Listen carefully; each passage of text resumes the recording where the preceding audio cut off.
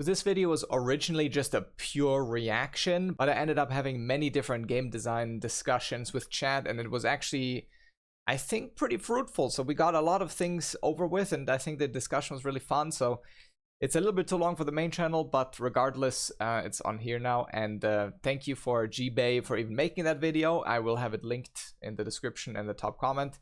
And yeah, enjoy the reaction.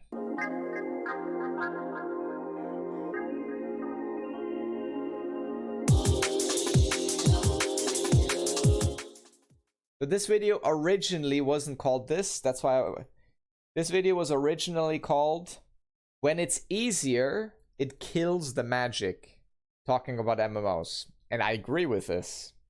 So let's see what Mr. League of Legends content creator has to say about this. Because that is my opinion as well. That's why I kind of like Dread Mist. Because Dread Mist was not a difficult game by any means, but you would be threatened if you overpull or if you're doing the wrong thing or if you don't understand what you're doing. And that's important. Recently, the internet has been beating me up, justifiably so, because I forgot one very important truth of the universe. Yes. Retail WoW is so much worse than Classic. Okay, Yes, quick recap that's for true. those new here. A couple months ago, I played through the RTS Warcraft 3 for the very first time, and even though I was playing a... Isn't it crazy that Blizzard, just on their own, just completely revolutionized not only RTS games, but also MOBA, well, basically birthed MOBAs, and revolutionized MMORPGs at the same time.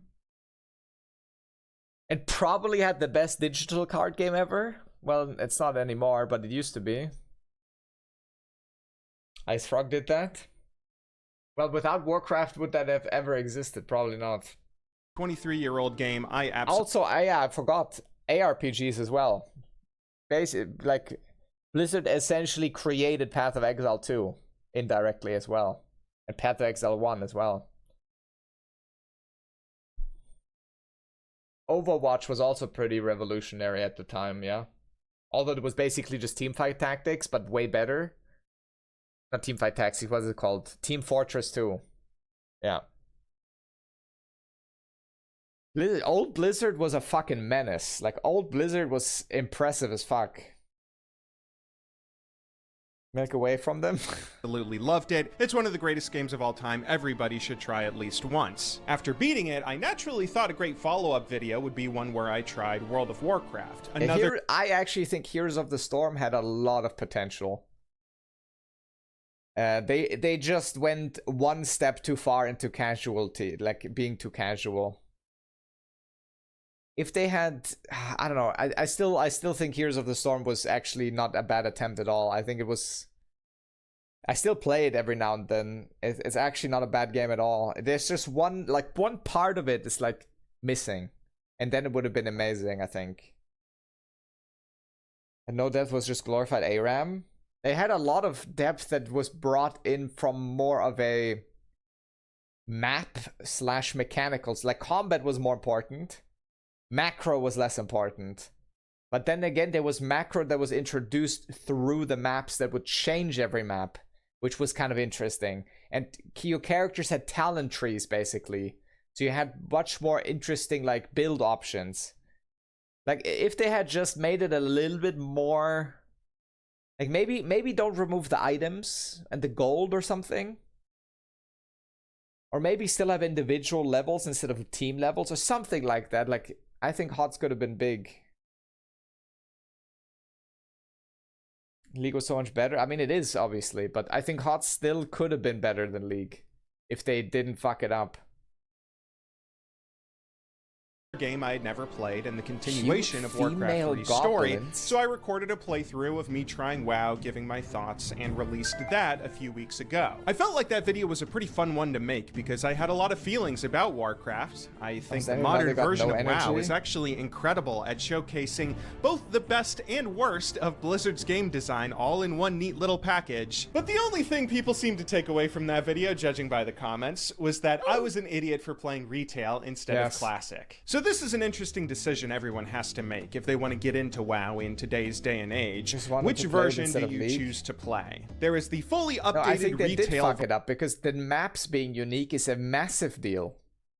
Like, the game-to-game, like, gameplay experience is so different in HOTS.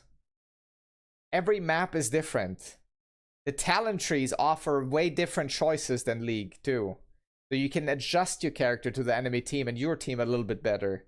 And to the map. Like it was, I think HOTS was so intelligently designed. They just missed like 1 point. Like they missed one layer of individualism. Because you can't really play for yourself in that game. You can't really carry a game as much. Because you can't get ahead in experience as much. You can't get ahead in gold or something like that, you know? Like, if they had just one more avenue for like, growth in the game that is individual, I think the game would have done really well. Strip back feels good? I don't know.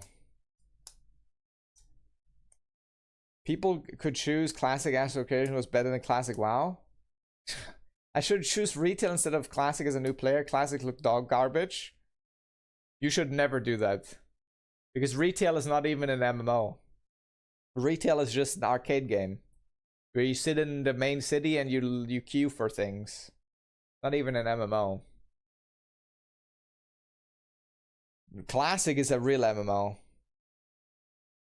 Well, at least until you get max level. Version that includes all of the expansions and updates made to the game over the years, what people might consider the main version of the game, but there are also legacy servers referred to as Classic, which allow players to step back in time and play the game as it was many years ago. Choosing between the two might not be that difficult for someone familiar with WoW, but it's a slightly confusing question for newer players like myself. I had chosen to play Retail because of a couple specific reasons we'll get to in a moment, but after releasing my video and seeing all of these comments roll in, it started to get me thinking, this is a weird choice you have to make in so many games nowadays. At this point, there are probably more MMOs that have legacy servers than not. It's a staggering amount. Even for those that don't, they always seem to have communities that tell you you shouldn't play the more modern sequel because the earlier version was so much better. In everything from horror series to sports franchises, fans will always tell new players that the latest titles don't hold a candle to some old release from 20 years ago,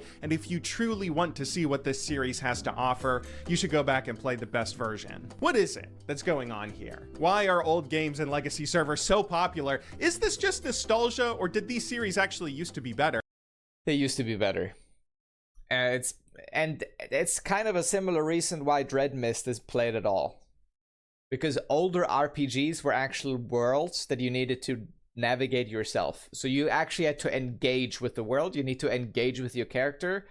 Every time you pull a mob, you could die if you fuck it up and pull an extra one. Mobs in the world are hostile. Mobs in the world have abilities and things they need to think about. Money isn't easy to get. Even leveling up your skills, oftentimes you don't have enough money for that. So you need to think about which skill to prioritize.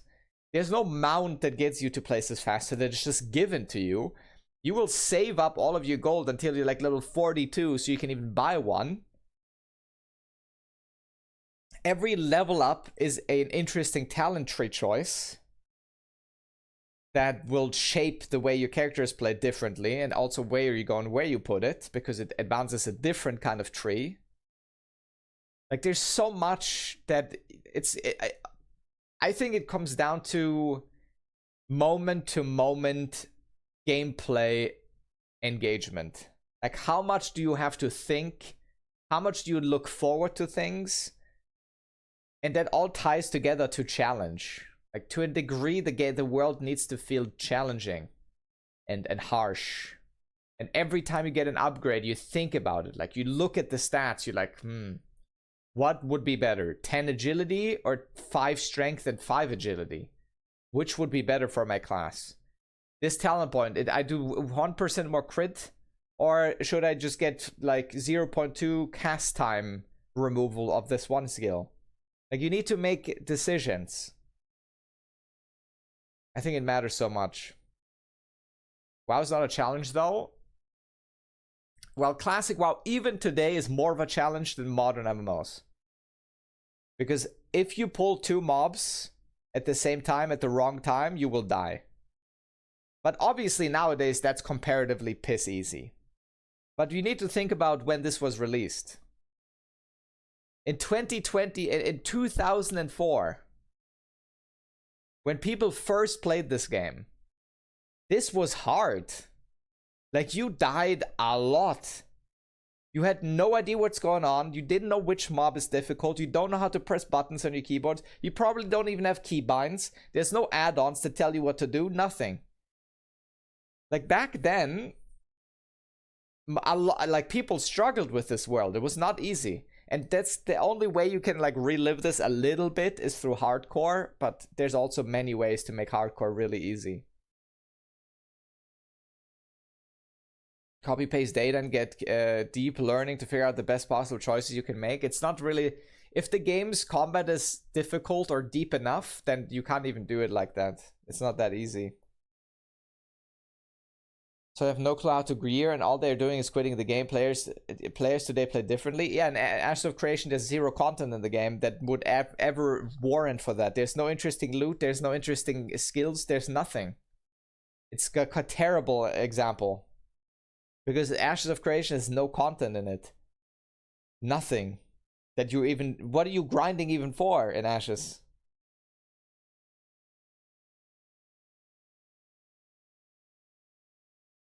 Nothing.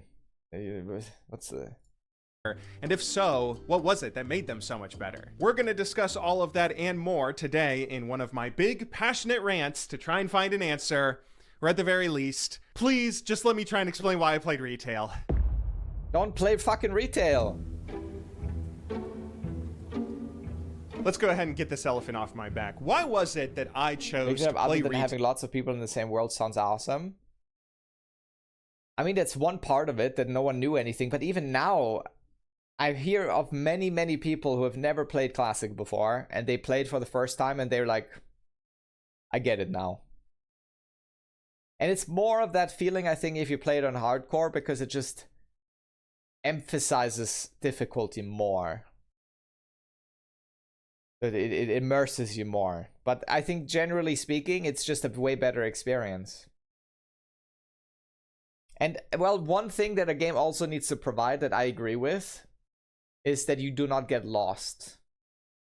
So let's say you run into a roadblock. You run into a place in the game where you feel like you can't progress and it's too hard. The game shouldn't make it a secret of how you could, like, do something else. Like, the game needs to do a good job at pushing you into the right directions early on so you understand what the game has to offer. You know what I mean? I remember playing early MapleStory. And that was the most confusing piece of shit I've ever played. Like, every map was random shit. You didn't know where anything is. Like, the combat was fucking god-awful. It was a complete labyrinth of different portals that you had to go through to go to different places. That was bad. Yeah. I want to be... Yes, okay, I'll keep watching. Most new WoW players still prefer Classic, yes.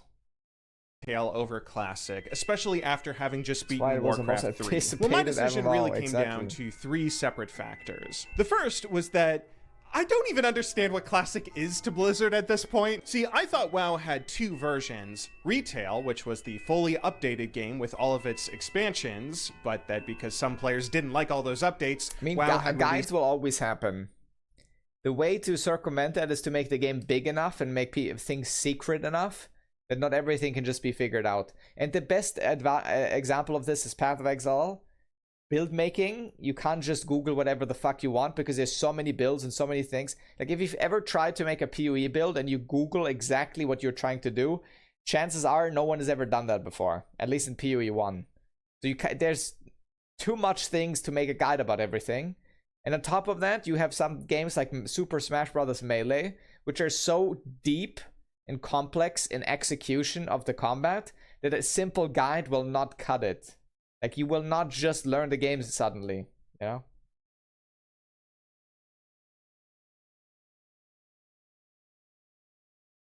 What is going on?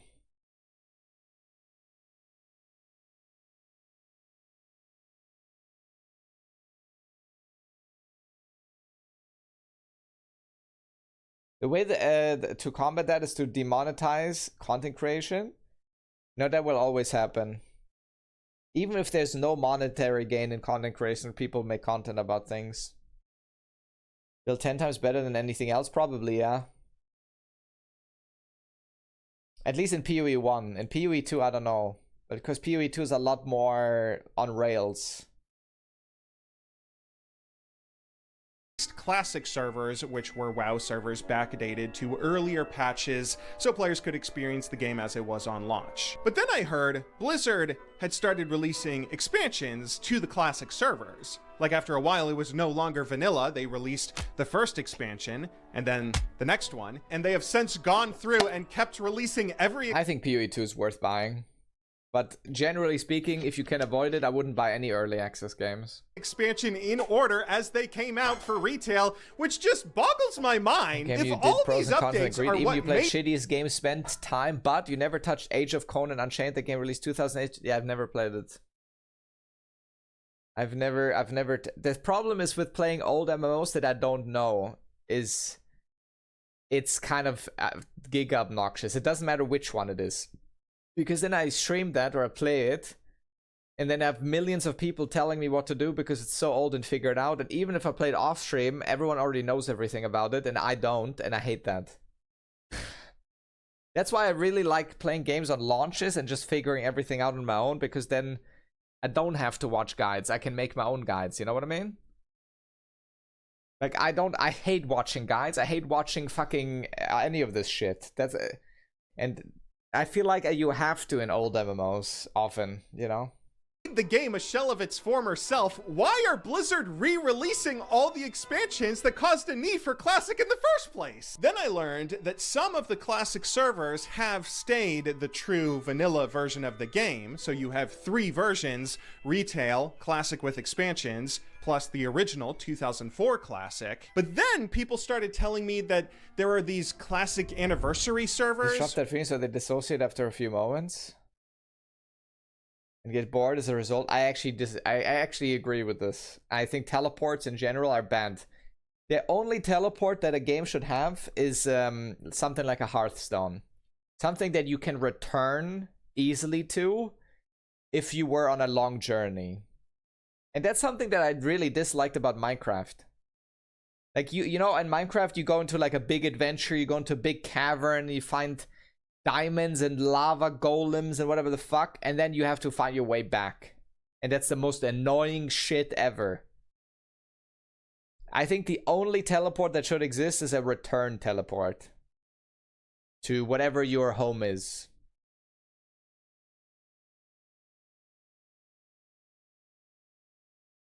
Reacting, is this your career now?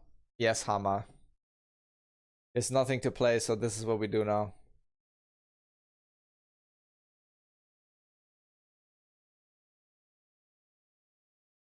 Which are special vanilla servers with some added features that are about to transition to the Burning Crusade anniversary and eventually Wrath of the Lich King anniversary. They're just re-releasing the expansions again. Is this all Blizzard does with WoW? Yes. Just keep making classic servers and releasing expansions to them over and over? Like some kind Not only that, but they're also increasing the price for boosts, and they're introducing boosts to games that didn't have boosts. Blizzard is just essentially the most subhuman piece of shit you can imagine for a game dev or a game company. It's the worst, easily. Like, it's on the same level as the Korean pay-to-win slop companies. Like NCSoft, Pearl Abyss, Smilegate. Blizzard is on that level now. And that is a big, big fall from grace. If you know what Blizzard used to be, like 10, 15, 20 years ago, and what it is now, holy fuck, like, that is a generational fuck up, that entire company.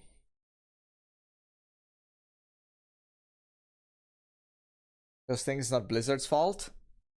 It's both. Well, it's always both. Blizzard is a greedy piece of shit for even providing these features, and retarded, like, dumbass idiot players that are buying those things are just as much the problem. Both are the problem. Yeah. If Blizzard wouldn't provide this shit, it wouldn't exist. If players wouldn't buy it, it also wouldn't exist.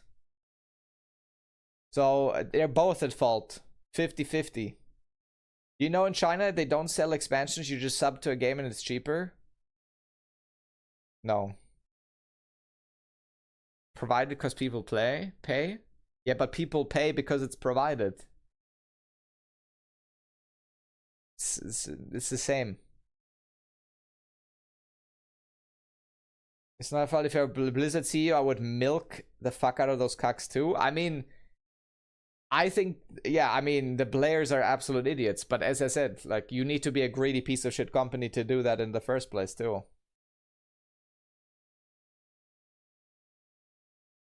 It's both. They're both at fault.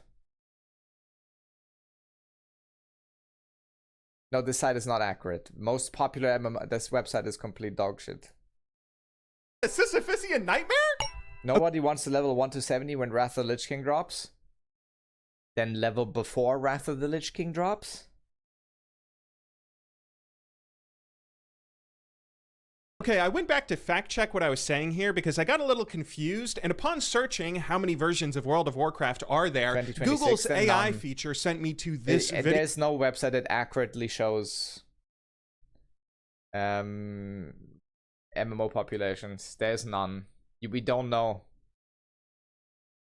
Yeah, Blizzard even pulled out of that. Like, Blizzard used to show subscriber numbers and provide that information. They stopped doing that a couple of years ago. We have no clue. We have no clue. We don't know. At least not through public means. Where at 8 minutes and 13 seconds, this creator says, this gives us a grand total of 21 different versions of World of Warcraft. What? This whole system might make sense to WoW players, but it does not make sense to me, which is New partly World, why know. I figured Only it Steam might be games, simpler yes. to just Actually, play New retail. World we don't know. New World we don't know either because it's console. It has console crossplay, and we have no idea if there's anyone playing on console. I also figured it wouldn't make much of a difference which version I chose because of the reason I was getting into WoW. I was coming to WoW really for the story more than anything else, along with a simple desire to explore the world of Azeroth. I wasn't all that focused on the gameplay mechanics or endgame content, and through that lens, by playing the most recent version, I should just have more story to explore, right? Like, it doesn't matter if you started playing RuneScape in 2002 or 2022, both versions of the game have the same Plague City quest that kicks off the elf storyline that everybody has to do for their account. The difference in playing the more modern version of the game is that more chapters have been added to that story, so you can finish the quest line in today's game. I kind of figured WoW would be the same. So when I got this comment saying that going from Warcraft 3 to retail is like skipping from Season 1 to Season 7 of Game of Thrones, I was so confused. Playing retail today should be like getting into Game of Thrones when there are 7 or 8 seasons. Yeah, that's not how that works in MMOs, unfortunately. In MMOs, every single version before its most recent, especially in theme park MMOs, essentially gets erased. Like Vanilla, BC, Wrath, Cataclysm, Mist of Pandaria, Warlords of Draenor, Legion, and so on. All of those are gone. Or 90% of those are gone. On modern WoW. It's still there technically, most of it is not.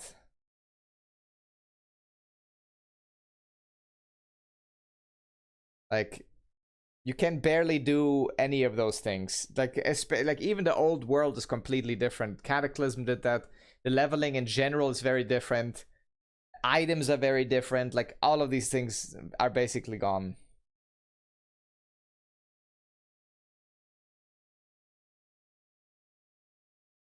Have you seen that gaming, but it's also just to catch up, I guess, right? again. Does WoW OSRS not let you go back and play?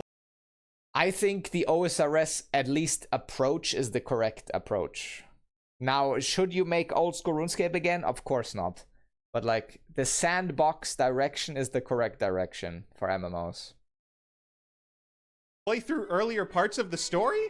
Is that not a part of the leveling? Maybe I mean, that can't be the case. There's no way that Blizzard just blew up the entire world and destroyed all the previous content, that would prevent new players from experiencing the story from the start. That's like Game of Thrones deleting previous seasons after each new one releases. Exactly. Why would you tell this incredible story and not let new fans start it from the beginning?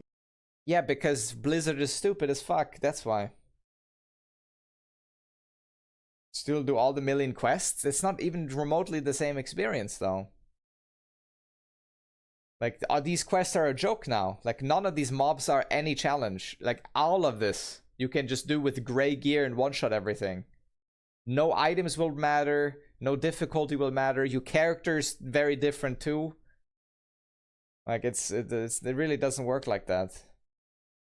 And you level way faster, obviously, too. Regardless, those were two relatively small factors in why I chose to play retail. The old world has been completely erased, obviously. Like, the world you can play through in classic TBC and Wrath, the Azeroth in general, like Western Kingdoms and Kalimdor, or Eastern Kingdoms and Kalimdor, is already also gone, right?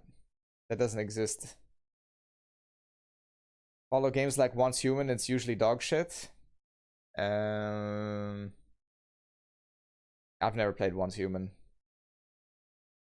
Every 2 years, they're kind of doing that. Well, there was honestly just one big reason I chose it over Classic for my video, which was, namely, Blizzard made... Less quests, but more important, like Old School is also better, I agree. I think quests can be used for many things, and you should have... Okay. If I was to make a game, I would have quest hubs, as in adventurers, taverns, or some shit like this in every city that offers something like bounties or something closer to what New World had, like the town board missions. I think Ashes is trying to do this too a little bit, but more in a directional sense, like as in, oh, this is something I can do. Okay, there's a quest here. And maybe these quests are even somewhat unique, that maybe once a week the quests get reset.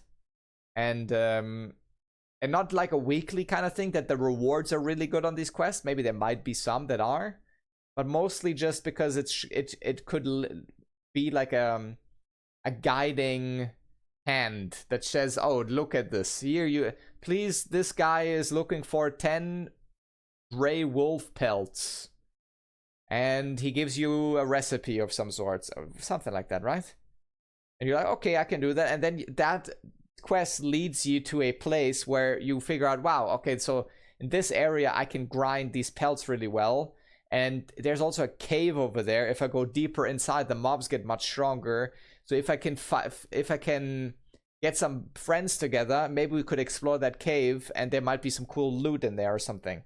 But essentially what I'm trying to say is quests should also not only guide you in the sense of teaching you how the game works, that's also one thing they should do, but also push you into the correct directions.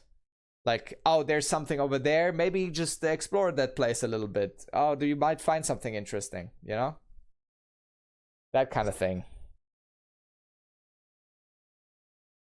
Jackie's dedicated to making a great game. Blizzard doesn't give a fuck. That's also true.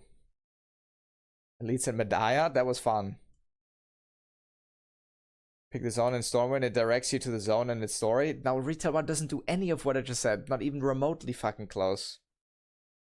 Retail WoW gives you a fucking quest line, do a quest hub of doing one-shotty shitty quest lines, and tells you literally everything you could ever fucking find. Vanilla does that better, yes. Vanilla has these carrier quests, messenger quests, where like you're in Goldshire and some guy in the town is like, oh, I need to talk to my friend in Redridge. He lost his necklace and I know where you can find it, so please let him know that or something, you know? And then you go do that quest, and then you're all of a sudden in a new area where there's new things. Without all of this like hand-holdy fucking on rails main story quest slop. It's just like, you could do that quest, you don't need to do that quest. It's just, maybe that could be interesting. There's an add-on that will show you everything. I know. And I think questy is not as bad as Rested XP is. I think Rested XP is the real killer of vanilla WoW leveling. Retail, specifically, for me. I didn't know much about Classic when I decided to get into WoW, but from what I had heard online, Classic was a slower, more grindy, more difficult, and time sink oriented game that appeals perhaps to a hardcore gamer's mindset. What a lot of WoW fans seem to not like about Retail is that it's been sanded down and made more casual to appeal to general audiences that might not have the time to sit at their computer and grind out levels or drops. Yeah, that's also a fallacy of thought. That a casual player doesn't enjoy engaging games. A casual player likes slop. I completely disagree. But I talk about this every stream. 12 hours a day. But you know what? That's me. As much as it pains me to admit it, I am not a hardcore gamer anymore. It doesn't matter. I'm a 31-year-old man with a baby. I gotta worry about mowing the lawn, planning meals, doing grocery shopping. It doesn't matter. You will still like Classic more. If you like RPGs, that is. Retail you will only like if you like endgame competitive content or collecting things. That's only that's the only thing. Pick 3 quests from each of the NPCs to kill 3 types of mobs next to them, and when you're done, the new spot and repeat. Yes. A good damn indicator. What do you mean? You're talking about something else. Casual Americans 30 plus complain about everything that's slightly challenging, and you think like also. My guy, you're 31, you're not old at fucking all. Brother, there's competitive Tekken players that are 45. And that game demands about 50 times as much attention as WoW will ever do. Like, people always say this shit, like as if you're 30, you're fucking like a grandpa. Like, what are we talking about? Wrath of Dragonflight never got into vanilla. Well, Wrath is already kind of vanilla-esque.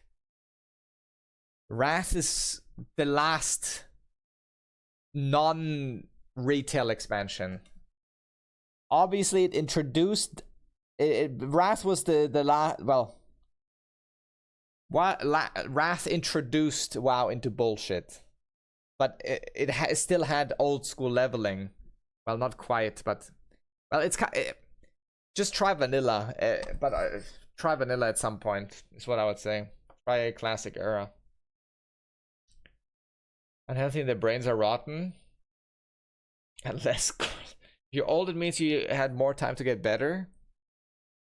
Not really about age. Even if you have a kid, especially when your time is limited and valuable, that you don't want to spend it on unfulfilling experience. Like retail WoW. That's my point, exactly. Like, oh my god, I can't wait to log into WoW today and do 10 quests where I had to press one button to one-shot all the mobs. And then I log off again. I don't know why anyone would play that. No idea. Especially not from a casual perspective. Retail WoW is only interesting if you're like a fucking mythic raider. Or if you're a Arena World Championship player. Like, for everyone else, that shit is a terrible fucking experience. Maybe if you're a transmog collector or something like that, but I never really got into that.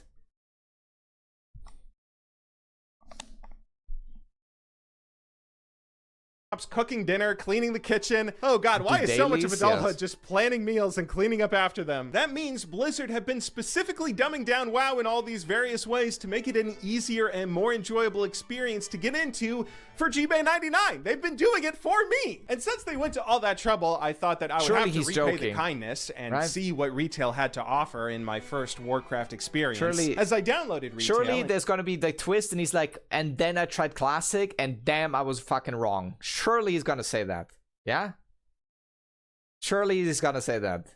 Because he's not gonna yap about him liking retail, right? It says, and why I was wrong. So surely he was wrong, right? I was more players than probably all other MMOs, all screens and combined, so I don't know about that. What, retail? Retail has no fucking players. Retail has players whenever there's a new expansion.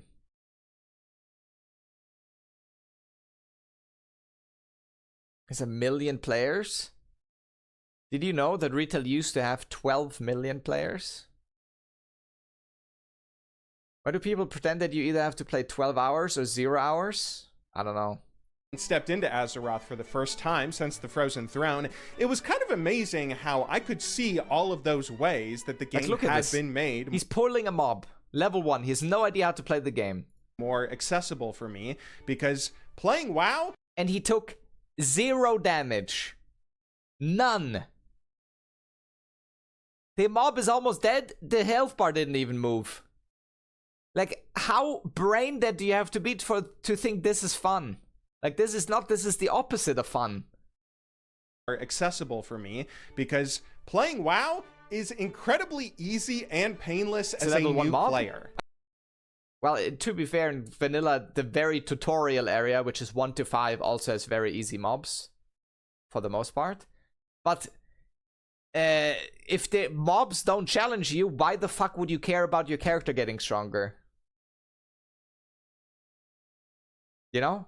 You don't. You don't care about your new skills. You don't care about new gear. You don't care about new talents, because everything is just one shot and you don't take damage. So there's no RPG. RPG requires difficulty. It's not an option. If you don't have difficulty, there is no RPG. There's nothing. I got a mount super early, so traveling the world was always a breeze, even though there was this gigantic and that's what I'm saying. map. Only Mythic raids. But Mythic Plus is a terrible way to do difficulty because it's just an arcade mode. It's not even anything to do with an MMO. I fucking hate Mythic Plus. Mythic Plus pisses me off. Anyone who likes Mythic Plus, I hate you. Not really, but I do. Mobs were always easy to fight. I was never really in danger of dying unless I accidentally found myself trying to sell. Literally, like, Mythic Plus is basically fucking, like, just playing some random ass, like, RPG on Steam, co-op RPG. Like, it has nothing to do with an MMO. There's no loot in it, besides some gamified chest at the end of the dungeon. There's no mobs drop anything. There's no mining nodes. There's no secret treasure chests. There is fucking nothing. All you look at is a fucking timer on your right that tells you how much more time you have left to get a double box. Fuck that. It's so bad. I hate that shit. Fucking dog ass. It's nothing to do with an MMO. Absolutely zero. No exploration, nothing. Handling routes with interrupts, NCC. They're handling the routes on your add-on where you have to write in like what kind of route you're doing because you're doing the same dungeon for the 500th time. That's so lame, bro. A dungeon should be you go in, you don't know what the fuck you're gonna do. You don't know what the fuck's gonna happen. You don't know what the fuck's gonna drop. You're gonna get your ass handed to you. You're gonna die in it. You will. I don't know. I hate this. I hate the gamification of MMORPG worlds, which kind of is ironic to say because of course it's a game, but an MMORPG to me is only really fun when it feels like a world rather than a game. That makes sense. That's why I like raiding way more. Because Mythic raiding, there's no fucking timer on the side of your screen. Every single mob can drop something. There's still like options you have. Like the last time I Mythic raided was the beginning of Shadowlands, and I genuinely enjoyed the experience. But that's the only thing. I fucking hated Mythic Plus so much. I hated that shit. Yeah, dungeons being designed around speedrunning is just never gonna be a good MMORPG experience. It might be a good, like, you know, isolated gaming experience for some people, but it has nothing to do with an MMO is what I'm trying to say. And Mythic Plus is nothing to do with an MMO. And yeah, of course. And this will go even lower. This will go a lot lower. The moment the new WoW expansion releases, there will be like 2 people playing this. Because it's dog shit. A group-only dungeon, which I did a couple of times, Dungeons but even then... killing us, it has nothing to do with killing a single mob. It has nothing to do with that. It's not about how many mobs you kill. It's about how methodical you have to go for everything and how much it feels like you're exploring a place rather than speedrunning a place. there is a group finder, Very so I different never needed to experience. worry about engaging so Classic WoW dungeons, you have to think about every single pull, especially on hardcore. You need to think about who you're gonna pull. You need to think about, is the mob gonna run away when it's low health? Is it gonna aggro? There's a healer in the back. Do we need someone to kick him? Obviously, you can make Classic WoW piss easy as well if you overlevel everything and you have world buffs and everything BP, of course. But generally, I would much rather do a Classic dungeon any day of the fucking week than a Mythic Plus. Any day of the week, I would prefer a Classic dungeon. Exactly. Yeah, you know how often you do a Classic dungeon? Twice, maybe, during leveling? Dungeon designed to use to speedrun? Yeah, that's two very different things. If you're trying to speedrun a dungeon that wasn't designed to be speedrun, it's a very different thing than designing a dungeon to be speedrun, yes. It's a very different experience. Our TBC marathon. I'm thinking about TBC, but I might do hardcore. But that's gonna be kinda rough. And it was most boring shit ever. I have a level 60 hardcore priest in Classic, yes. Classic is not so much about, like, you need to think about this. It's a 20-year-old game, and obviously it's a joke. But if you have to, the moment you overpull something, that's when the game becomes interesting. The moment things don't go according to plan, then Classic becomes incredibly interesting. Because then, all of a sudden, you need to understand the kit of your character. And that's why I always say I think hardcore is a better experience. Because in hardcore, you actually have to understand your class. If you don't understand what's going on in difficult situations, you will die. But self-imposed bullshit, sure. But 20 years ago, none of this was self-imposed. The entire game felt like that because players were dog shit. That's the point. Bro, Classic WoW is 21 years old. Of course it's gonna be fucking ass. Like, what are we talking about? Of course everything is figured out.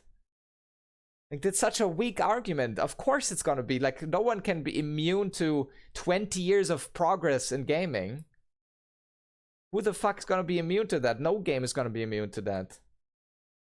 But hardcore allows you to have a little bit of that experience from back in the day back, is what I'm trying to say. You kill your progress, of course, that always sucks. Yeah, I agree. socially to find other players. Leveling was super fast. I was constantly showered in gold and experience. My ability bar and talent tree were being filled with so many new unlocks so quickly, but even that was something where if I ever got overwhelmed by all the options, I could just default set my talents or auto cast my abilities. I guess to summarize the experience, Retail WoW just did a very good job of never making me feel uncomfortable.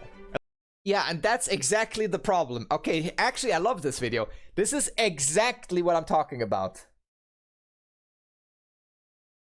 Games are trying to be so anti-frustration that the most, like, beyond retarded clown doesn't feel like he wants to quit. So what they're trying to do is they want to get players into WoW that don't like WoW. That's the point of this. You create zero friction, zero problems, everything is done for you. So anyone, doesn't matter who the fuck you are, runs into an issue. And therefore, that's their point. They want to attract players that have no interest in this game or any games whatsoever. They're just there to get players into the game that are there for, like, a, I don't know, occupants therapy, you know, that just need to do something for the sake of doing something with no substance. And that's the issue. This is why MMOs feel this shitty, and a lot of them do the same thing. A lot of the modern MMOs are like this. And then they try to get you an endgame with time sink, you know, like a sunk cost fallacy. Because then once you get to endgame, you spend 20 hours doing absolutely fucking nothing, the game starts, and then you're like, wow, wait, this is actually hard. I've spent so much time on it already. Okay, I'm gonna pay to win a little bit so my character can do this content. Because they never learned the game, right? Like, it's just a manipulation strategy to get players that have no interest in any of this to pay money for it. To mechanics get introduced too quickly, just have auto build function to alleviate it. Yeah, and WoW now has auto combat option. WoW introduced one button rotation. So unless you're doing Mythic Plus or raiding, you can do the entire game pressing a single button. No, I mean, not you, Moai, obviously. That's why I'm always saying, like, as much as I hate Mythic Plus, if you want to be good at that, you need to be smart about it. I completely agree, right? But that's a very small part of the community that even gets to that point.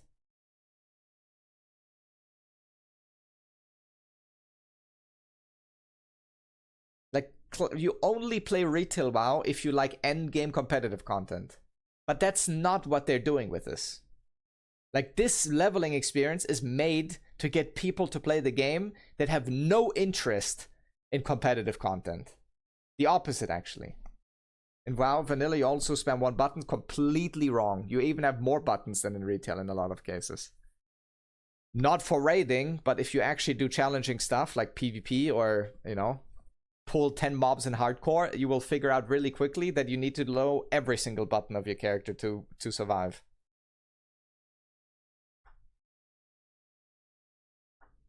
It's the best iteration of dungeon crawling RPG history has ever seen. It's terrible. It is a gamified, arcadey, lobby-based speedrun simulator. It has nothing to do with MMOs. Absolutely nothing. An MMO dungeon should feel like you go in there and you explore it. You don't know where to go. The pathways are like a labyrinth. You don't know where the boss room is. You don't know what the mob in front of you is gonna do. You don't know what it's gonna drop. You don't know what kind of mining nodes are in there. Or if you find treasure chests or hidden rooms or a fucking trap door on the ground that fucking kills you. That's what a dungeon is. Mythic Plus is an absolute abomination of that system. It's completely devoid of any of those features. But it's its own thing. So I can understand if someone likes Mythic Plus, but if you like Mythic Plus, you don't like it because it's a good RPG game mode. You like it because it's a competitive, like, speedrunning experience. But that doesn't mean it's a terrible feature. It just means it's a terrible RPG feature, is what I'm trying to say. Mythic Plus is a piece of shit RPG feature. It's a great speedrunning competitive feature, but it's terrible for an RPG.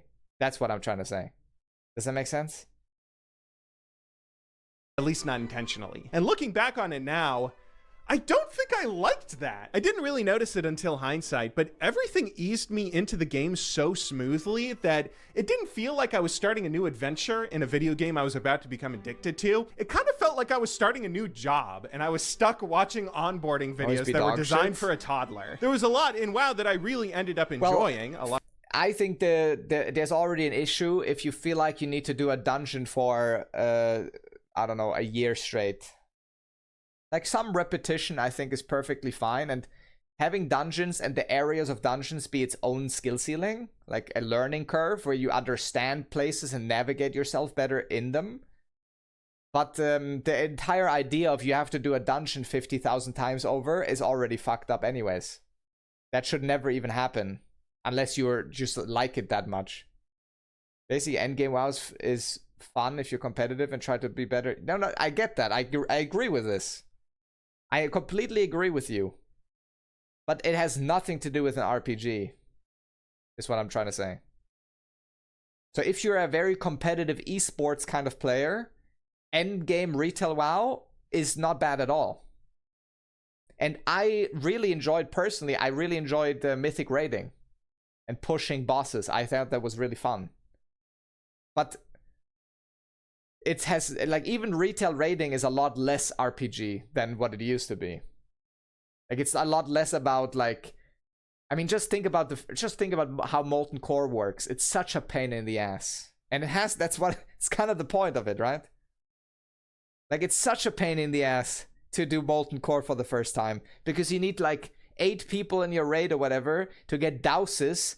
To get douses, you need to first farm to revered or exalted reputation with the fucking some fucking not thorium, some elementals you have to kill, and they need to do a quest line and whatever the fuck. Fenry, thank you. Myself just resubscribed for 84 months. Happy birthday, 84, Mr. holy Strimmerfield's fuck, thank you, birthday, man. It's not my birthday, but thank you. Thank you, sir.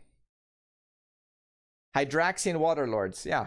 To even do the final boss in the first dungeon of WoW, you need to have 8 people in your raid that have revered or higher reputation with the Hydraxian Waterlords. There's an elemental in Ashara, a water elemental on an island. This one gives you quests for that, but these quests don't give you a lot of reputation. It's just to progress it. So then you go to Silithus, you need to kill like 5 hours worth of earth elementals to get the reputation for this, and then you need to get the douse, do the fucking quest line, and then go to the raid, and after every boss there's a flaming piece of shit on the ground that you need to extinguish. And only if you extinguish all of those flaming shits on the ground scattered throughout the dungeon, you can actually summon the final boss. Like, that is an RPG experience. Retail has none of this, or very little. But again, retail endgame has different qualities, as in, like, it's very esporty and very competitive in that sense. Yeah. WoW to be more RPG, just roll a character in Argent Dawn and role play as much as you want. I mean, that's not really the same thing, I think. That's kind of pog, yes. Just brought me back to 2007. No problem. Goryuka, thank you. Goryuka just resubscribed for 23 months. Or, I open up the in-game boss guide and read about the final boss Monax. Doesn't matter if you read about the boss, because you can't do the boss unless you do that. Attunements were a chore. I mean, you can overdo this, of course. I agree. I think TBC did a little bit too much of this fucking attunement shit. No, it's not syphilis, it's Silithus. It's not my birthday, by the way.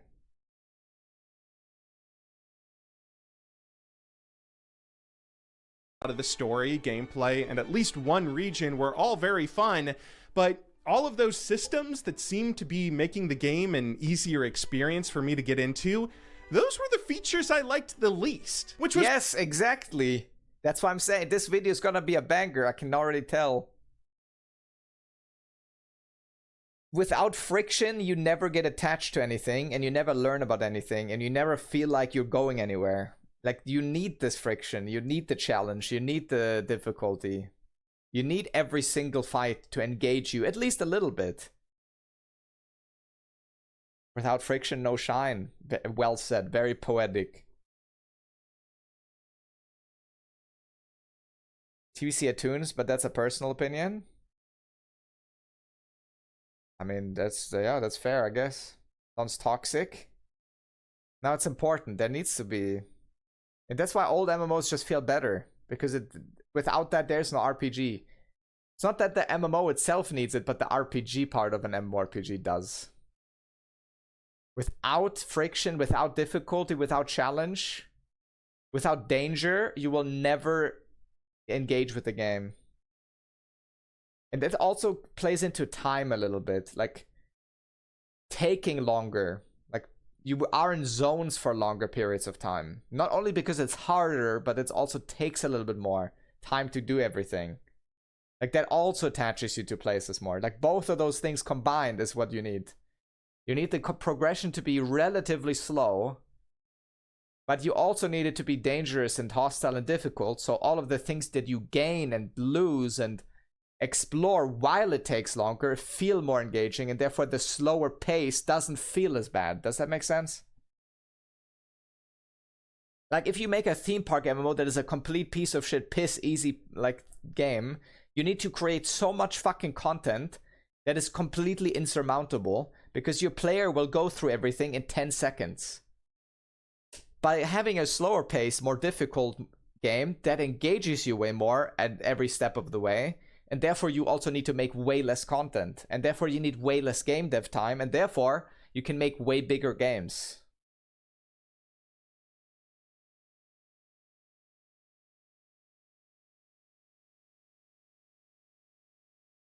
Oh, not cast looking at things for 10 seconds to get a check and move on? Yes.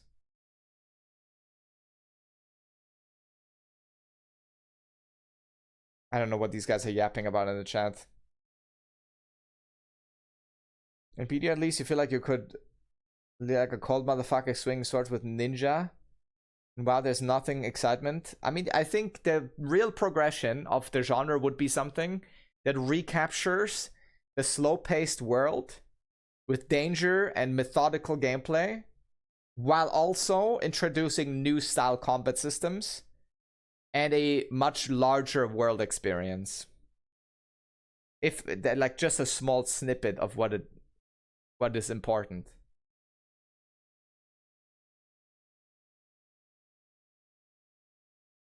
I just think, what if there was a way to let players revisit these dungeons? That's not a revisiting, though. You're not revisiting anything. You're just gonna run through it as fast as you possibly can. Pull as many mobs as you possibly can, and fucking look at that fucking speedrun timer. You don't experience anything in a mythic class besides coordination with your other players, not the dungeon. Why are you not playing Arc Raiders like everyone else? I'm not into extraction shooters. It's weird because that's the reason I chose retail over classic. I wanted all of those little niceties and conveniences as a time-strapped adult, but then seeing all these comments saying classic is better, it got me thinking maybe the game would be more fun if it wasn't so convenient or nice. But that's insane, right? I mean, how could a more grindy, bigger time sink, annoyingly difficult or patience testing game hook me into sinking thousands of hours on it? At least that's what I thought, until I remembered the game that I have spent more time playing than any other in my life.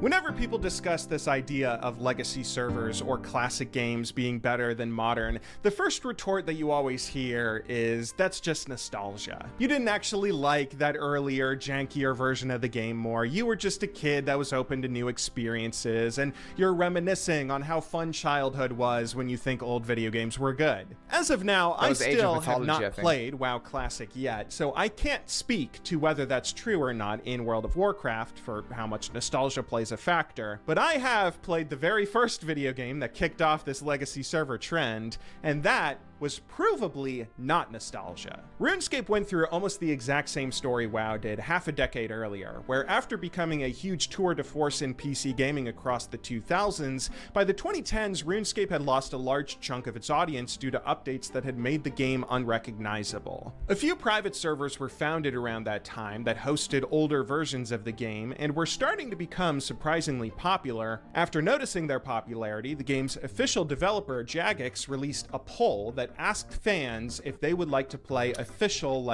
And something that no one ever talks about is sound. I think I'm not even an old school RuneScape player. I've barely ever played it. A little bit, but not much. But RuneScape sounds and music are so fucking iconic. It's not like, it's incomparable. Like every sound effect like is so popular and so known to people who've never even played the game. Like that's such a massive deal, I think, too, that your game needs these unique sound design options that make them feel like their own thing. It's so important. WoW too, to an extent, yes. Like just think, okay, I'll just give you an example of the sound. think of when you first start up Warcraft 3 and the fucking menu opens up and the chains come down. You can perfectly picture that sound in your mind right now, right? Perfectly. Like, it is so unique. Like, that's, like, chasing realistic sound comes at the expense of this kind of experience. And you need to create your own sound. Chasing realism doesn't do much for that. Like the Pornhub intro. Yeah, sure. I mean, sure, that's not even a bad example, to be honest. Age of Mythology, Morrowind, yeah, all of those games. And RuneScape is probably the most prominent of those examples. Like, it's so unique. Work. It's so important. It's so important. And even more modern sound design. Like, I really played a lot of Lost Ark Shadowhunter. And every time I can perfectly picture the sound of my fucking chainsaws going out.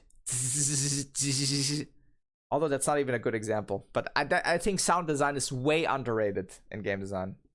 Legacy servers. This poll passed with flying colors, so development began and those servers were released shortly after. Intro, yes. But what was interesting about this story was that old school almost died immediately. While the legacy servers had a pretty sizable population on launch, that player base left really fast. The game had something like an average of around 70k players at peak hours before cratering down to 15,000 a few months later. Parry sound is pure dopamine.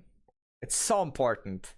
Feedback. And maybe sound design is not even really what we're talking about here. I think feedback is really what matters.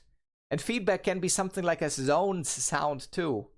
Because if you enter a zone, it gives you sound feedback in the sense of a music track. Like, feedback is really important to get you engaged into something.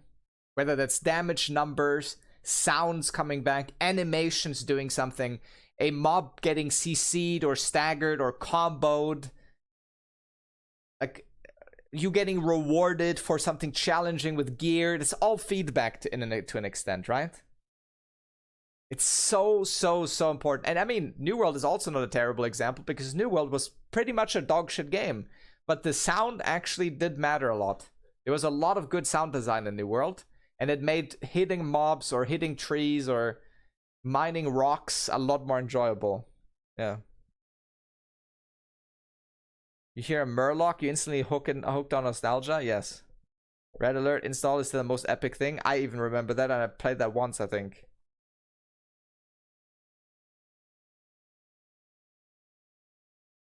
For the first time, and that music starts up. It matters so much. 100% volume, turning the amp on, you know it. And you know, that's why I hate when games in general do not loop the music very well. You know how you're in a zone and you start enjoying the music and then it just ends? Bro, that is my #1 pet peeve in playing any game. Fuck you. Like, Witcher 3 was so good. Witcher is a great example too. Yep. Just finished mourning it. I mean, New World, I can perfectly picture what it sounds like to hit someone with my hatchet right now. Yeah. And the music from previous zone is still playing. I hate that. I think Witcher 3 music is absolutely amazing. And that's why... And I always take this example, chat. I know you guys are tired of it. Melee is also a good example, but that's not what I mean.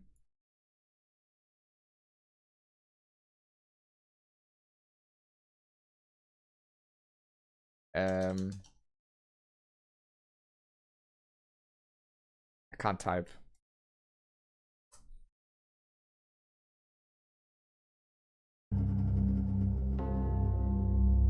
What kind of vibe does this give you?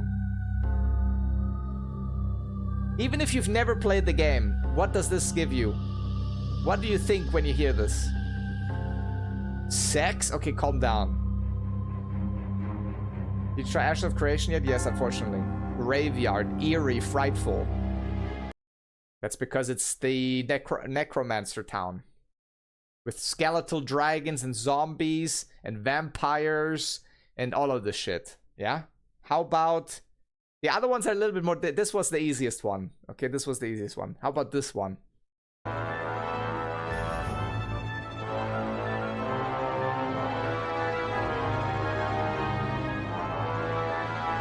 Diabolical.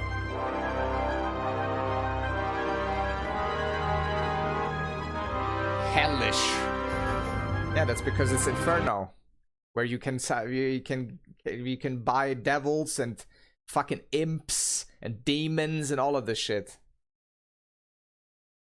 Like, isn't that impressive as fuck to make music like this? By the way, all of this music was made by a full orchestra. This was orchestral music. They hired an entire orchestra to make this music and to compose all of it. And this was over 20 years ago, by the way. I love these kind of things. But I've watched these sometimes. I love that. I heard Iron 2 did that. Yes, I think it's smart. RuneScape Al-Kharid?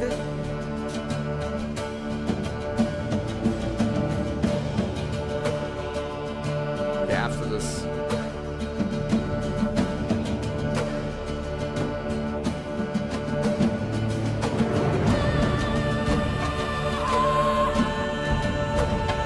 That gives me goosebumps. I'm just saying. That's fucking crazy.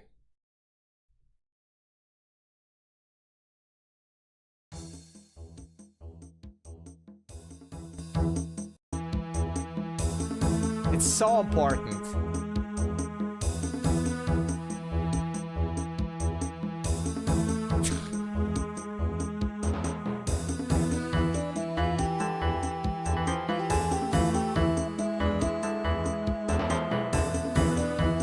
All games used to do this. Unique menu sounds, iconic music. Yeah, it's so important.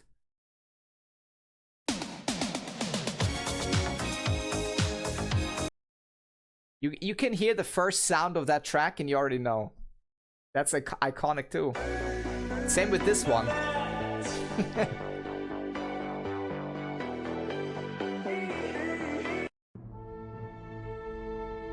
It's so important.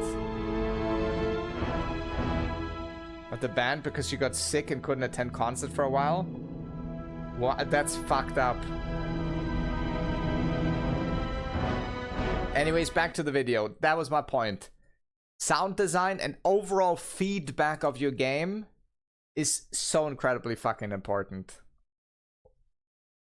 And you will never appreciate any of this if you hear it once in a quest once and then you one-shot the mob. No one cares. Hearing when a Murloc approaches you and then there are 3 more Murlocs are running towards you and you're like, oh fuck, I gotta run away. That you will remember that sound. You will remember that sound. If there's the 5 Murlocs running at you, you one-shot all of them, you never remember that. You will never remember it. It's important that all of that is connected. I've never... What the fuck is that? Can do that again. I've never played Dune, but I mean all of this sounds unique.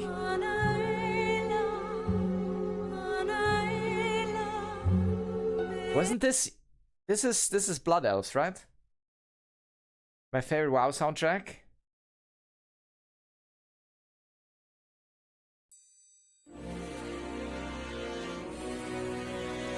What is this? I'm gonna get DMCA today.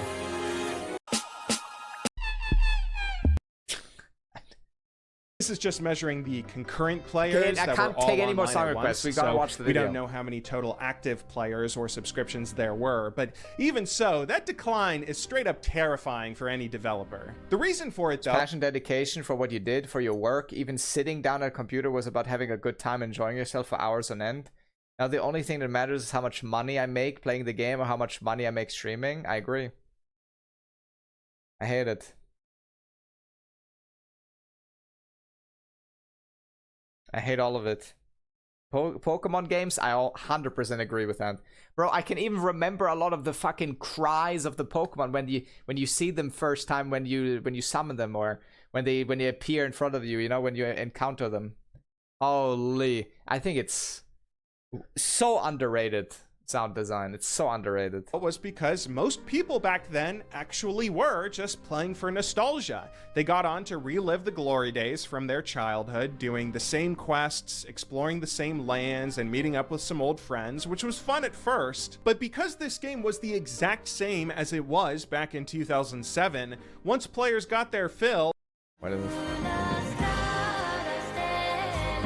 Honestly, I remember logging into Genshin for the first time, and just the login screen music was insane. I like that. there was nothing else to keep them around. They had seen everything the game had to offer already if they had made it to the endgame back in the day. So Old School still held some modest popularity, but it was considerably less popular than the retail version of RuneScape, with a player base that was in danger of shrinking all the way down to zero. That was when Jagex then started to seriously begin adding new content to the game. As a part of their agreement with players to bring back legacy servers, Jagex had also promised the player base they would never add any new content to the game unless it passed a poll voted on by players with a supermajority of around 70 to 75% yes vote. This agreement was put in place to make sure that no update that didn't fit the old school spirit would ever be added to the game, ruining things like it had done once before, but players did want new updates added. Jagex pulled a lot of content over the years, and while a lot of it was rejected, at least at first, soon updates were making their way into the game. There were some small quality of life things. There are instances like this where the community understands the game better than the devs. And that happens very often. It happens very often. But there's also cases where the player base is a complete pile of idiots. That also exists. Zelda is also a great example. Zelda games, holy. Also incredible music. At first, a few new game modes and features. I think the only thing that I can remember music-wise in BDO was Velia. That I would recognize. I don't know if I would recognize anything else. But then, a year post-launch, Jagex pulled and released the in-game auction house, known as the Grand Exchange, and importantly, a brand new endgame boss, Zola, which shot the player base up to new heights. These were some seismic updates that changed so much of how the game's economy and gear strategies revolved, but players loved them and wanted more. Soon, there was way more new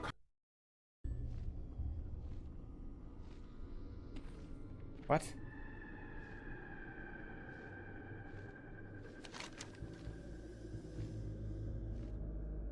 And just the sound to turn a page is unique. And finishing a quest, like all of that. Feedback is so important. Feedback is so fucking important.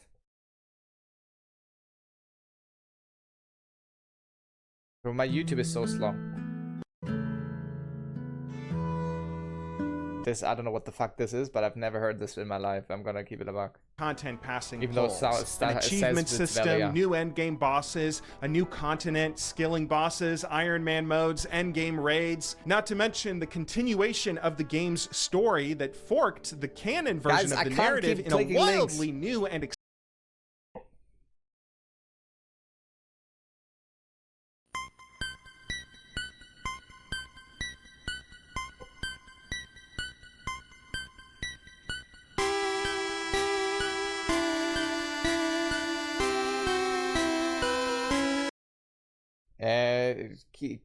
if we listen to this too long, we might go insane. Exciting direction compared to what RS3 had chosen to do. Every one of these updates saw a big bump in players, and soon it wasn't just people who had played RuneScape in the past logging on.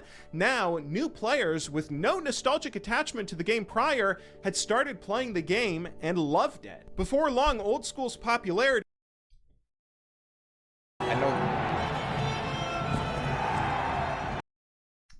Classic.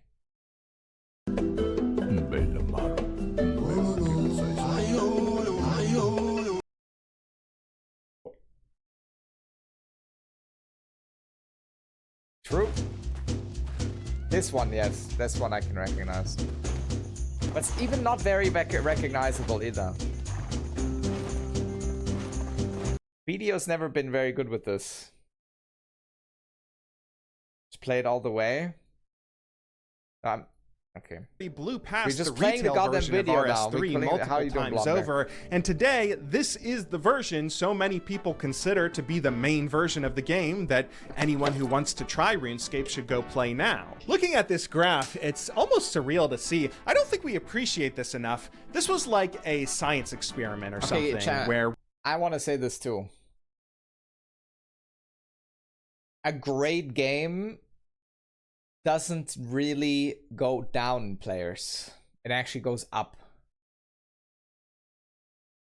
And I think that's also incredibly important to talk about. OSRS bud?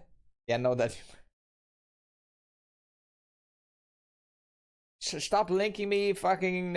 We were testing to see if you have two games that players begin playing for almost identical reasons. No, everyone says it's normal now. Oh, the game launched and it's gonna lose 90% of the player base in 3 months. That's not fucking normal. That's only normal if you release a seasonal game. If you release a seasonal game that has a content update every 3 to 6 months, then it's normal.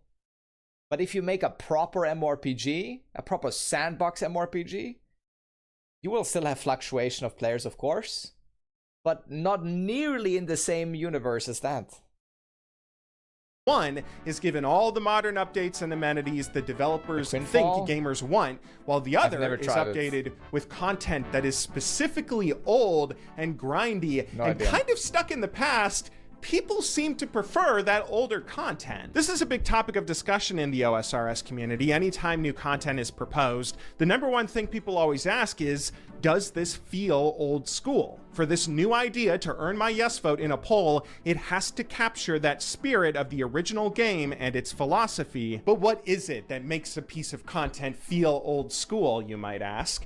Well, in a single word, I would say that old school RuneScape's original content is all about misery. RuneScape is a game where the majority of content is so challenging in one way or another, most players will never see it. 99% of accounts will never reach the end game, since so many of the best in slot items or unlocks are gated behind bosses that are designed to be so difficult. Most players... It's the misery, like it's the pain of growth. Okay, what that was poetic. Holy shit, I need to pat myself on the shoulder for that one. Growth, the pain of growth is what progression is. And that if you understand how satisfying that is,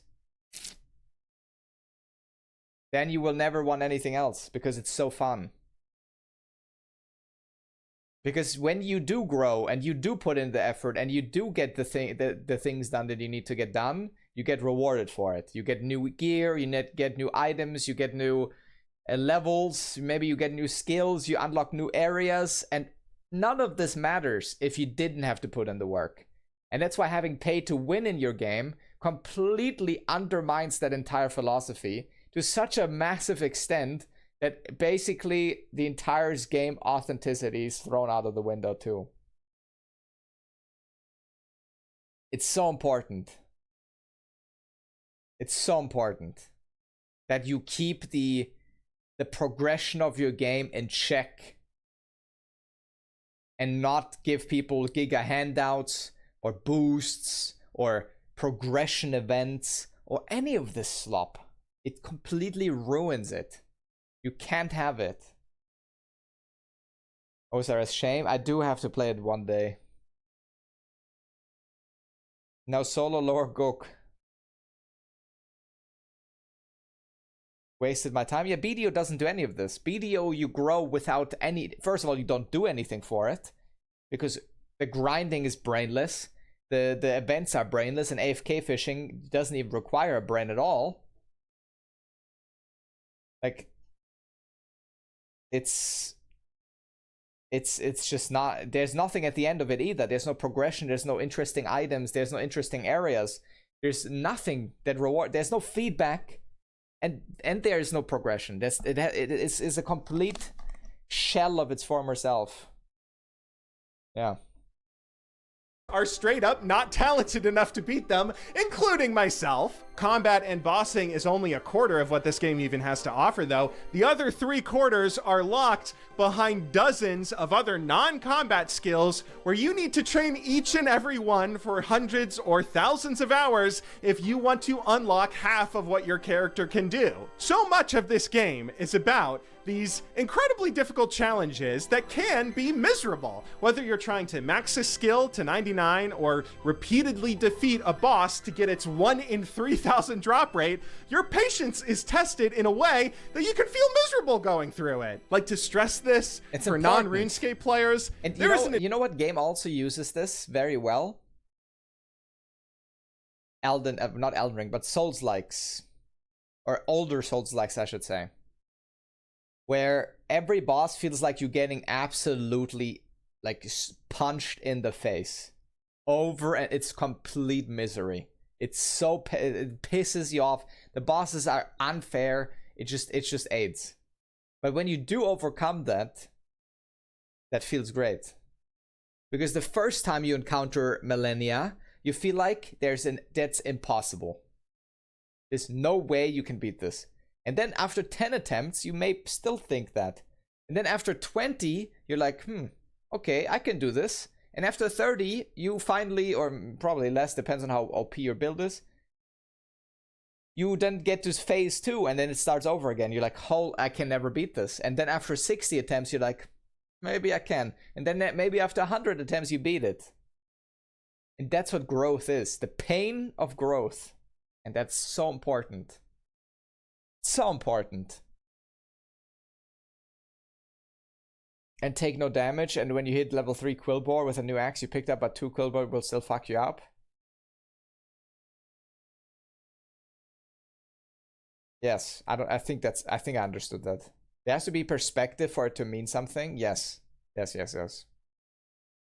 Always are nails this? I can see that.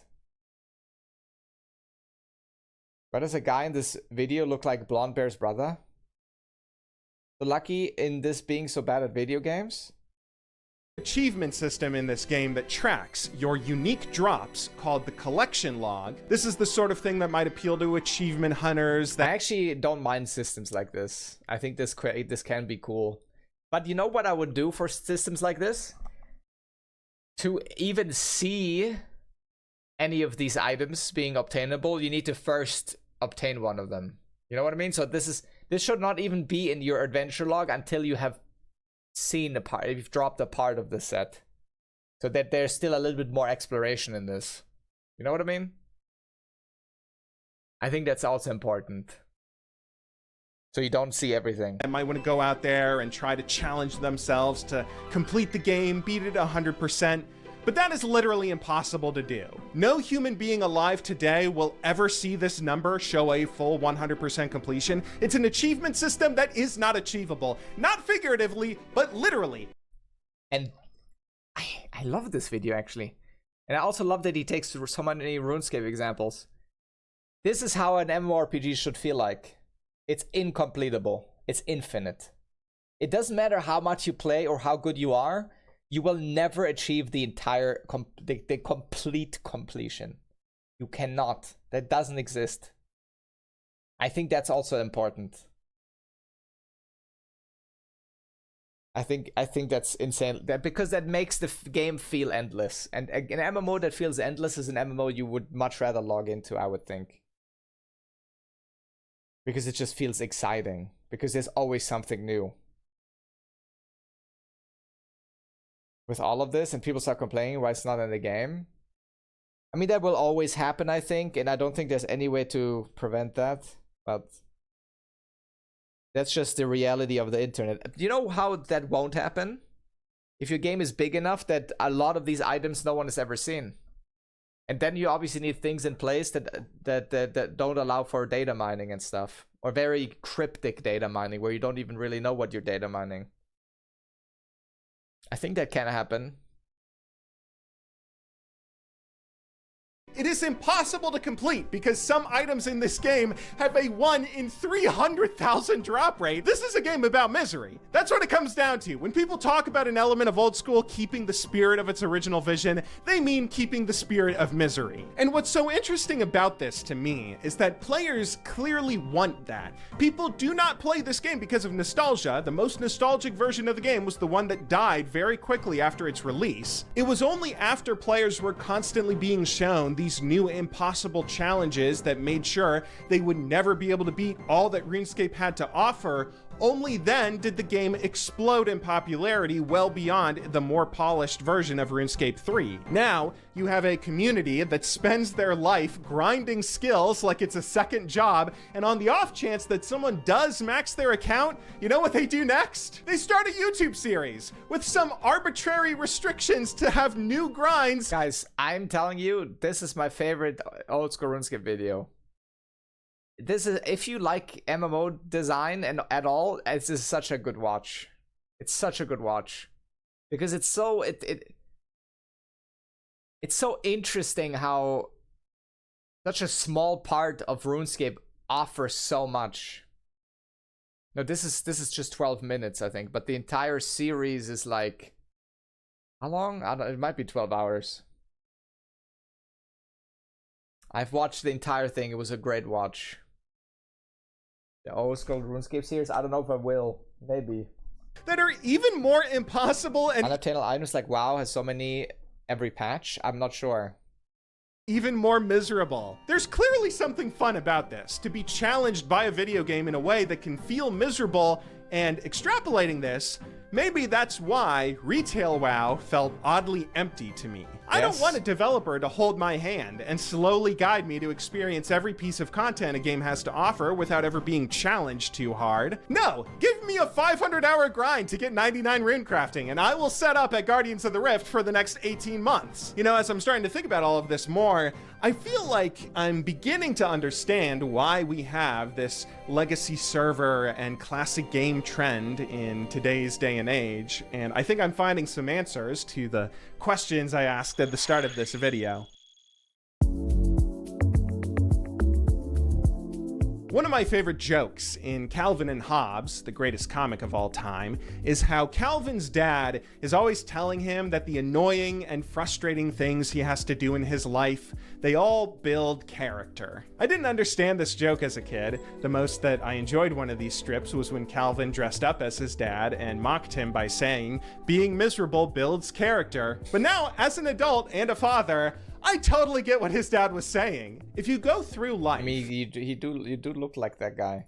And you never have to work or struggle or feel uncomfortable in anything you do, I don't know, that's how you turn out as a spoiled Nepo baby. Yes. It's only after a person faces a difficult challenge that they're then the pain of growth. I mean, listen, I might not be a poet, but it fits. Rewarded with the feeling of a job well done. You won't grow without struggle. That's not how that works.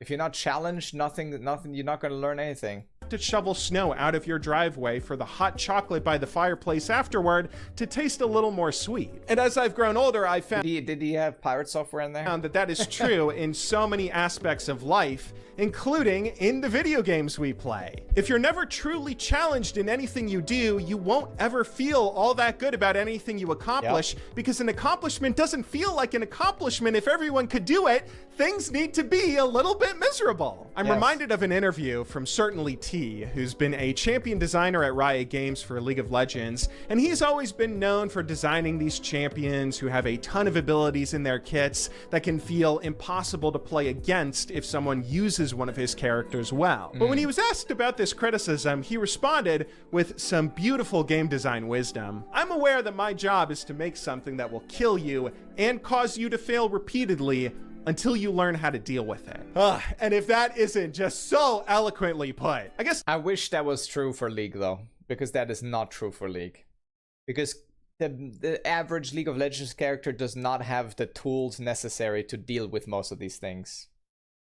So this is not like, in general, I would agree with this if your game actually had the necessary combat foundation for everyone to deal with these problems if they're good enough. But it doesn't.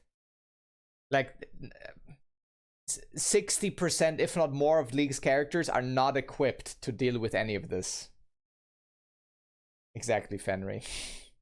So, generally speaking, I agree with this quote, but not for in the example of League of Legends. I don't. Pay pearls to let other people do it for them. Since the last patch I haven't logged back in. Yeah, it's terrible. To tie all of this back into our original question of why people keep finding these difficult and frustrating versions of games so fun, I would like to propose a theory, a game theory if you would. I think being miserable in video games is kind of fun if you get a payoff for your misery. In fact, I would go and if you have tools to engage with that misery and engage with that challenge. That's also a big thing, because only difficulty and challenge without, again, you being equipped to deal with it is also not fun.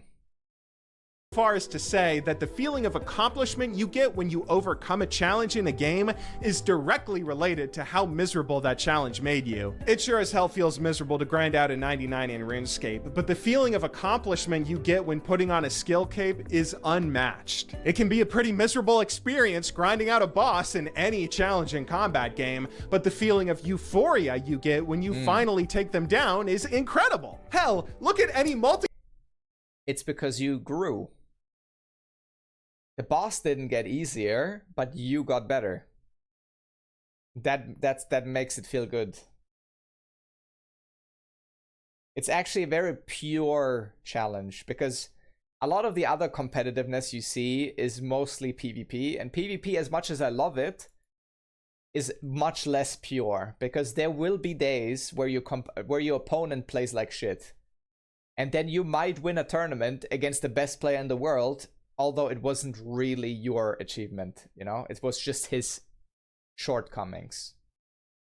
So, like, PvE challenges in that sense are more of a pure difficulty check, you know?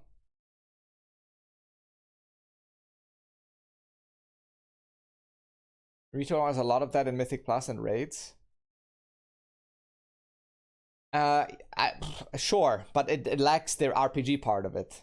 Less so in raids. Raids are better, but Mythic Plus lacks the RPG part of that. Yeah. Never got past the boss in Elden Ring, and I know he's exactly saying that that's what he likes. Why would that only apply to open world or leveling?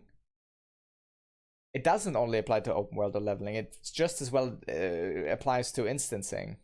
But Mythic Plus is Mythic Plus is just a speedrun simulator. It's a gamification.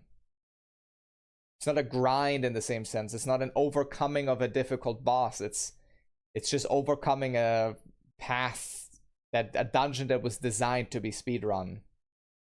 I think speedrunning is also way more interesting in games that aren't designed to be speedrun, for example. I think that's also kind of a big difference. Player game like League of Legends, it can be a pretty miserable experience grinding through solo queue to try and achieve some upper tier rating like Diamond or Challenger, but it's because of the misery and how hard that challenge is that you know you've accomplished something real when you reach your goal. I guess to summarize what I'm trying to say in this mess of a video essay is that is why I think we're seeing this celebration of older games. PoE 2 difficulty is also very different because it does not have mechanics, basically.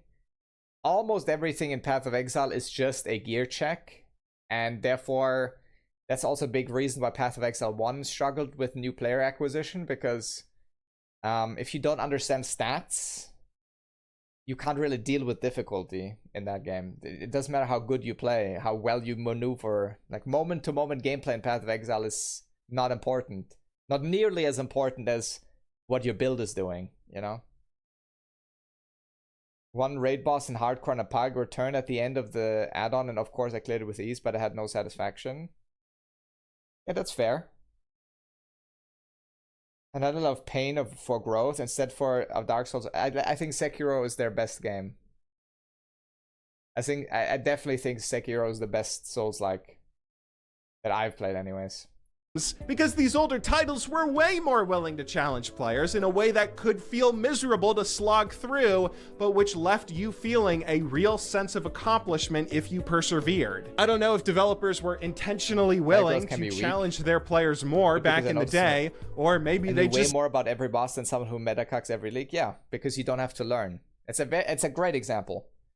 If you're on PoE 2 and you just every single boss, you're overpowering it and one-shotting it because you're playing a meta build, you will not learn anything.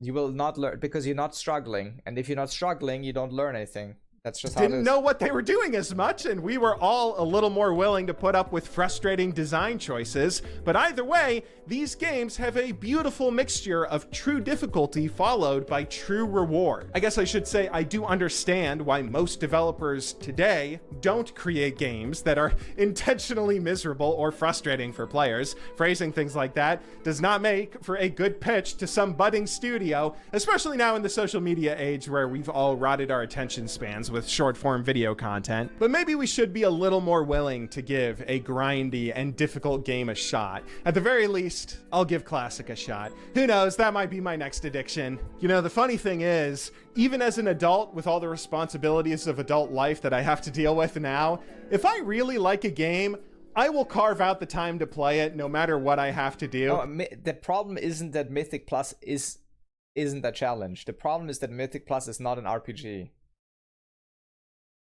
That's my point. Mythic Plus is a great esports feature, but it has nothing to do with an MMO, is what I'm saying.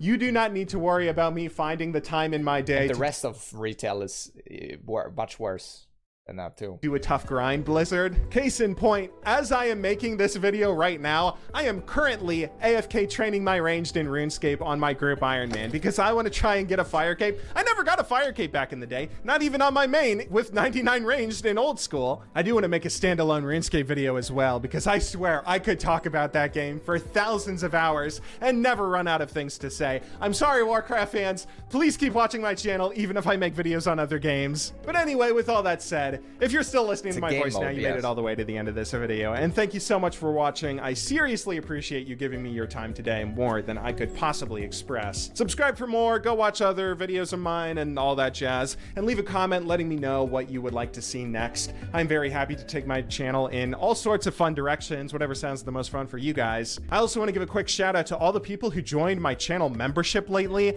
I've been in the process of remaking my memberships for 2026. I like that video a lot. And I don't even have any rewards live there currently, so shout out to the few of you guys who joined because you just like my content that much, I guess. You are some real ones. But anyway, on that note, thank you once again for watching my video. I will see you all in the new year, but until then, good luck in solo queue and have a wonderful day.